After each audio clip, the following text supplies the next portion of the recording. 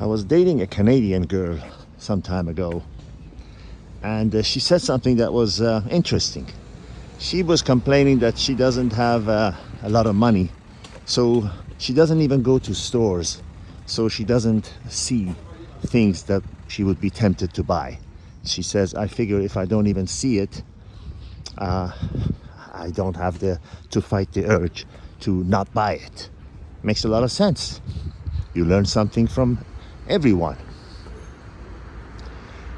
If you're in a situation where you are finding yourself wanting someone that is no longer in your life, and you are placing a condition on yourself subconsciously that I am miserable, I am incomplete, I am unhappy, I am no one because she left me, or because she's not in my life, or he's not in my life. Think of yourself to the moment before you had met that person, when you didn't even know they existed. You were perfectly fine. They're not as special as you have made them out to be. They're not. The old saying, familiarity breeds contempt, has lasted through the ages for a reason.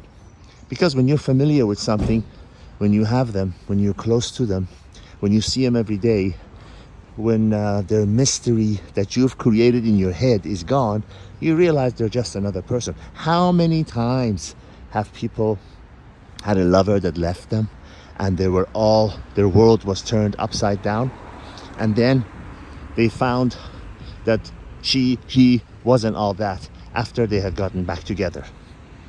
The world is full of people. God knows I know 3 myself, of people that have remarried. Yes, remarried. That means they divorced and somehow they decided to marry again and then quickly divorced again. And I think all of you are familiar with situations where people get back together and they break up again for the same reasons that they broke up in the first place.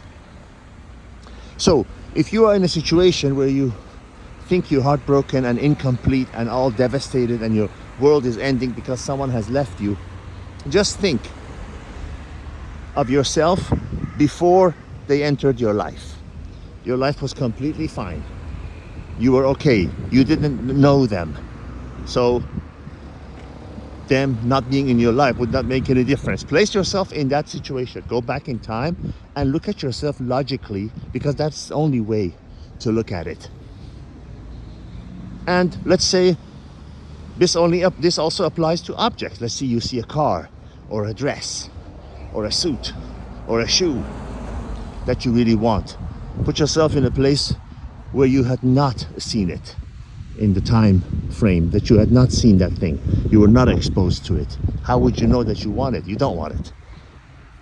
You create this desire in your own mind after you see something, after you experience something, that you cannot somehow live without it, when you perfectly lived without it before. There's an old Persian poetry that translates into English, means the best I can offer is that it says, again translated into English, I am sick and tired of my eye and of my heart, because what my eye sees, my heart desires. It continues. I know what I'm going to do. I'm going to destroy my eyes so that my heart becomes free. I'll let you think about that for as long as you need to think about that.